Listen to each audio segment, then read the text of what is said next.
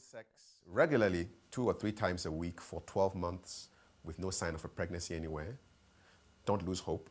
There are solutions to your problems, and they are right here in this country. Welcome to Healthy You. My name is Kafui Day, and my guest is a fertility consultant with 8 years of experience. Welcome to the show, Lucinda Ochre. Thank you very much, sir. Okay, so IUI, IVF, these guys sound like they will cost you an arm and a leg just to get a baby.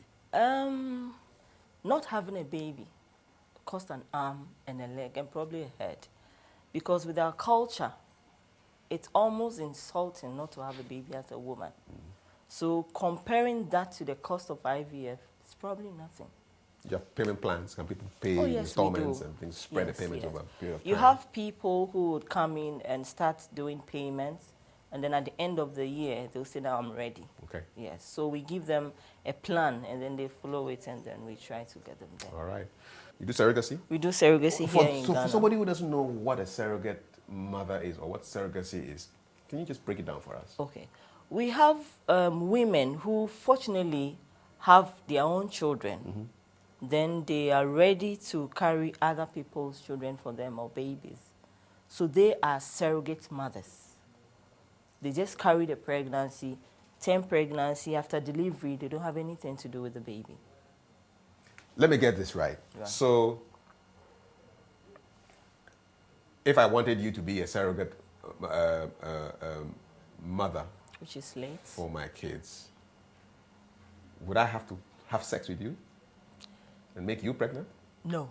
And then you give the baby to my wife? Not under any circumstance. How does it work? No. Okay. The surrogate mother is just a career. You have no relation with the surrogate mother. You're not having sex. You're not having any relation with the surrogate mother. Surrogacy is done only through IVF. Okay. In vitro fertilization, where we transfer embryos into the surrogate. Okay. So the embryo would come from who? The embryos will come from the couple who are looking for a baby. Okay. So the woman, her eggs, and then the man, her semen. Okay. If they are not able to, then we go to our donor sources. Okay, and get a donor. And get a donor eggs, donor sperm. And then they will transfer that egg and into a surrogate. Into a surrogate. Yes, please. Okay, via some kind of what? IVF, in vitro fertilization. Okay, all right. And then the surrogate mother now goes through the whole pregnancy cycle. Yes. Vomits if she has to vomit. Well, that stuff. Yes, they are counseled through it, so they know. And these are mothers. These are people who have had babies before. So they know how pregnancy is. They've been through it not less than twice, because we won't use somebody who's never had a baby as a surrogate. Could a menopausal woman be a surrogate mother?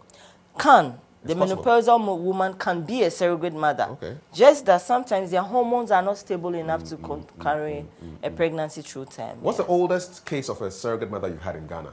40 years. 40 years. Yes. And the youngest? The youngest, 23. 23. And she had about four babies already. Wow, prolific. Yes, very. Okay, and then she started early. Started early.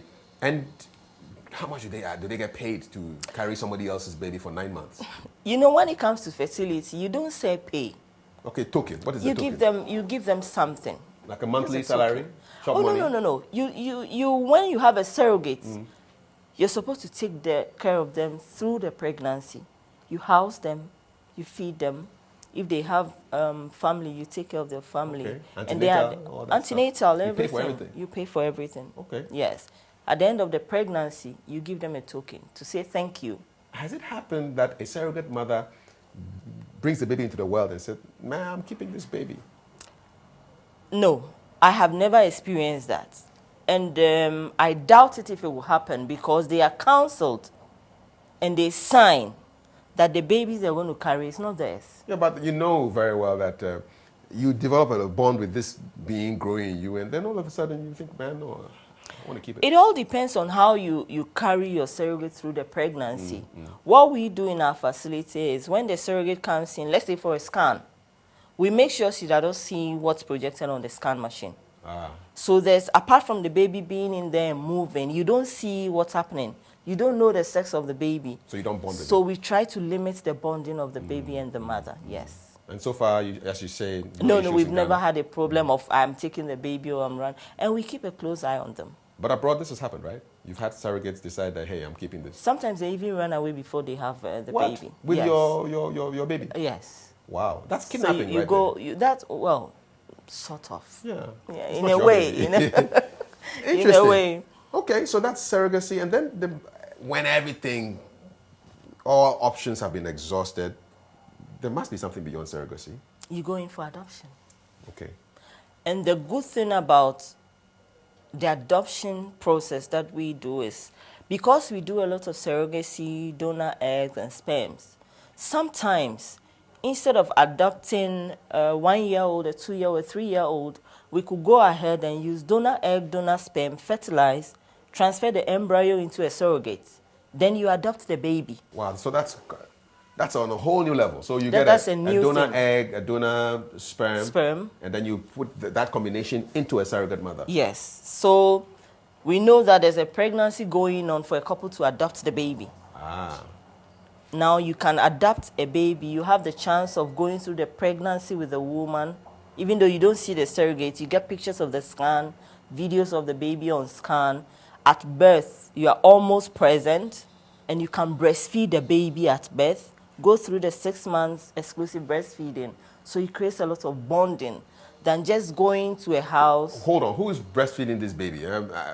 Eggs and sperm have been donated, transplanted into a surrogate mother. How is the woman who donated the eggs going to now have milk in her breast? Okay, we put them on medications. There are medications that can make you lactate. Really? Yes. I never knew that. There are medications that will make you lactate. And once the baby is suckling on your breast, you will lactate. Not a man, a baby. Okay, so if a man suckles on a woman's breast, no Not milk will even come when out. the woman is pregnant. It won't happen. It won't happen. God is good. Yes, All very, right. very kind. Okay, so that sorts out a question that I'm sure a lot of you men have been wondering. It won't happen with you. So these are the options. So it's donation of eggs, donation of sperm. You have your IUI, which is the intrauterine Intrauterine insemination. You have IVF. your in vitro fertilization. Yes, please. Surrogacy. Adoption. And then adoption. Any more methods that are available? Well, now we can dash you a child. Then you go to the social welfare because you didn't get a baby to adopt. Then you go to the social welfare where we have laid down rules that you go through. There's a process you go through and you get a baby adopted.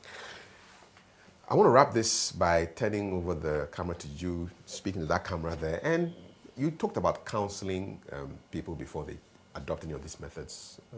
Probably somebody's watching and is at the end of her rope, or the couple just doesn't know what to do and they're considering how to get a baby in their lives.